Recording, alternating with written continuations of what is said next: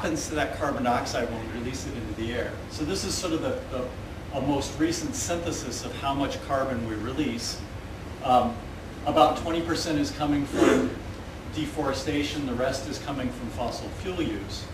Well, not all the carbon dioxide that we release into the air stays there. And that's actually a good thing. If it was all staying there, then climate change would be moving much faster than it actually is. A lot of what we know about climate change is not just from models, it's from observations.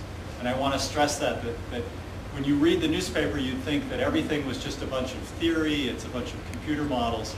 And what we're really seeing is we're seeing hard data on the ground and in the ocean showing substantial changes in our natural environment that we can now tie to human activities.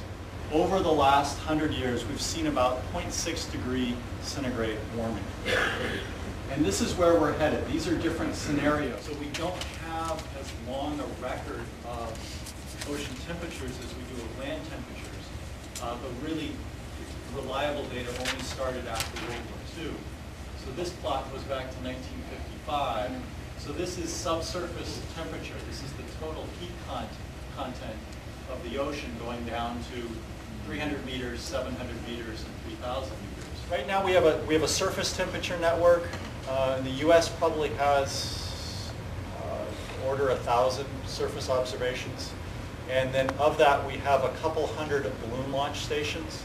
So radiosondes go up every 6 to 12 hours.